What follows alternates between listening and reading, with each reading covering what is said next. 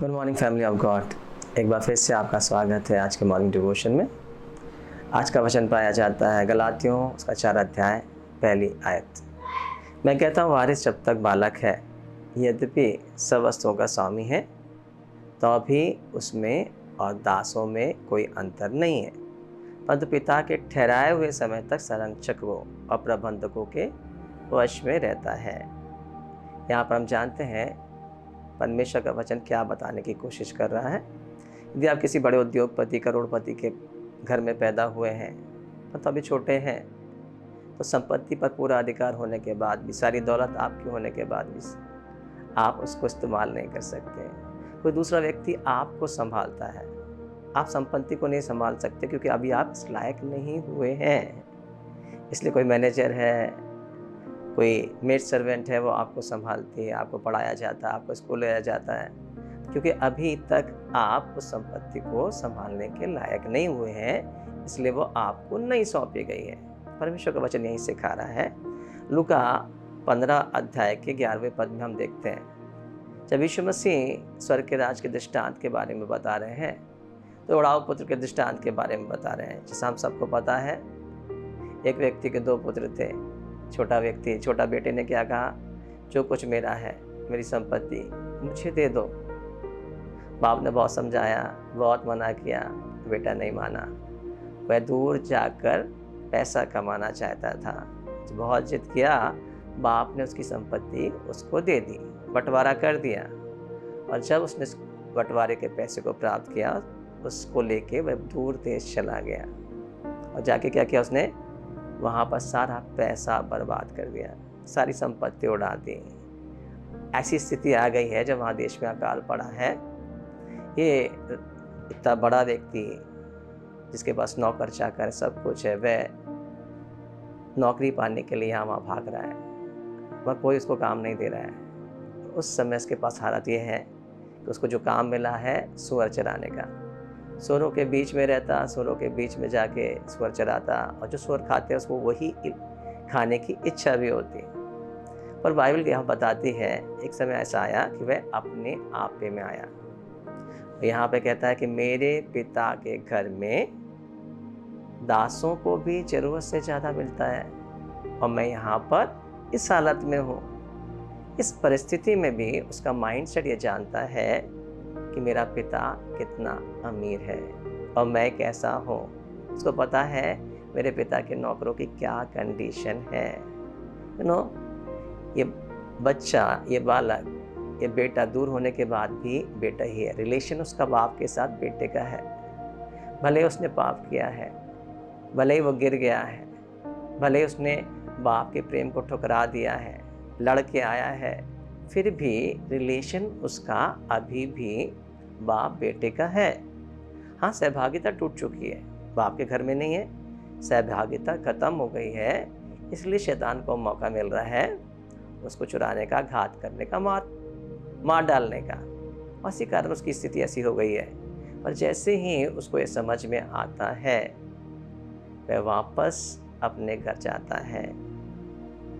आप जानते हैं, दास कितना भी अच्छा क्यों ना हो, कितना भी अच्छा काम करे, कभी भी बेटे का रिश्ते को प्राप्त नहीं कर सकता। मालिक और नौकर का रिश्ता उसका होगा।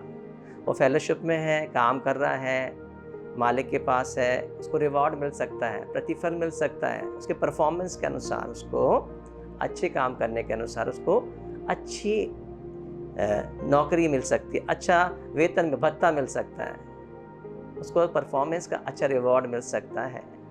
पुराने समय में ऐसे ही था।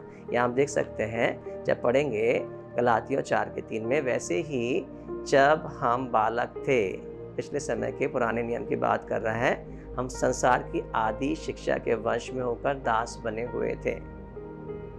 दास थे, इसलिए हमेशा अपने अच्छे कामों से, अपने परफॉर्मेंस से अपने मालिक को, अपने ईश्वर को, अपने परमेश्वर को खुश करने की कोशिश कर रहे थे। यदि खुश हो जाएगा तो हमको अच्छा वेतन मिलेगा, खुश हो जाएगा तो हमको अच्छा रिवॉर्ड मिलेगा। हम हमेशा खुश करने की कोशिश करें क्योंकि हम कमाना चाहते थे। पर बेटे को कमाने की आवश्यकता नहीं है। बेटे के पास जो कुछ बाप का है वो बेटे का ही है।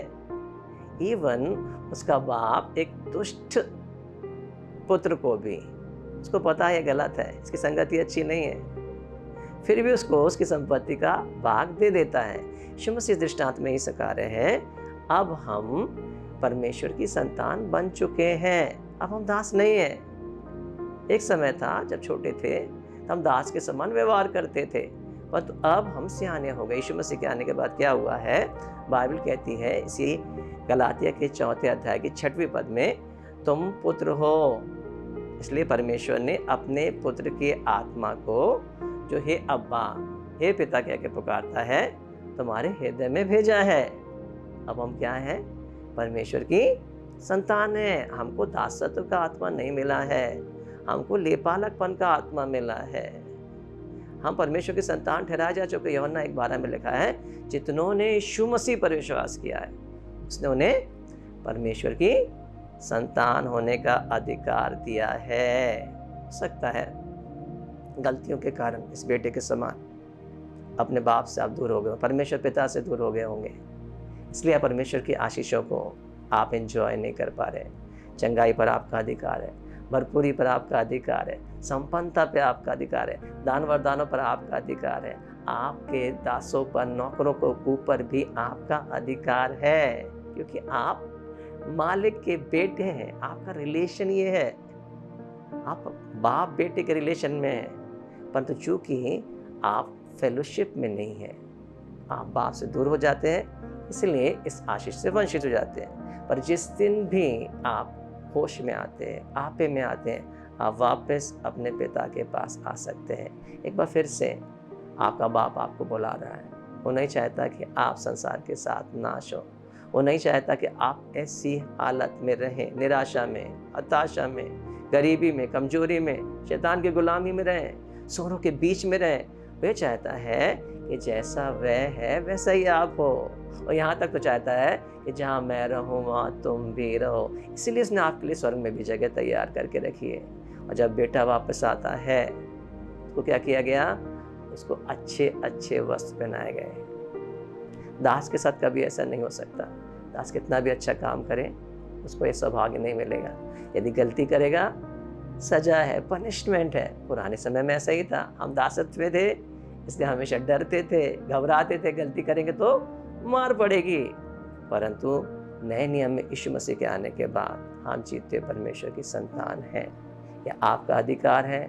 आप उसे हे अब्बा, हे पिता कह के पुकारते हैं, और जब भी चाहे आप उसके पास साहस करके आ सकते हैं। वो आपको समझता है और आपको अभी भी प्यार करता है। आपको पता है, जैसे ही वो बड़ा पुत्र लौट के आया, बाप ने उसे दूर से पहचान लिया, अभी घर भी नहीं पहुंचा था, बाप दौड़ के गया और इस हालत में उसको गले लगाया, चूमा, आमीन, और उसको बहुत प्यार किया। बेटा क्षमा मांग रहा है, मुझे क्षमा कर दो, क्षमा कर दो, और बाप क्या कर रहा है, तो चूमते जा रहा है। The love of God. काश आप परमेश्वर के प्रेम को जानते हैं। हम सोचते हैं हम जब साफ हो जाएंगे, शुद्ध हो जाएंगे, पवित्र हो जाएंगे, अच्छे हो जाएंगे, तब हमारा बाप हमसे प्यार करेगा। नो, आप जैसे भी हैं, यदि आप वापस आते हैं, परमेश्वर आपसे प्यार करता है। वो आपको साफ करेगा, वो आपको शुद्ध करेगा, वो आपको धार्मिकता के वस्त्र पहनाएगा, वो आपको अधिकार की अंगूठी देगा, क्योंकि आप संतान हैं। संतान है तो वारिस भी हैं, परमेश्वर के वारिस, यीशु मसीह के संगी वारिस। God bless you.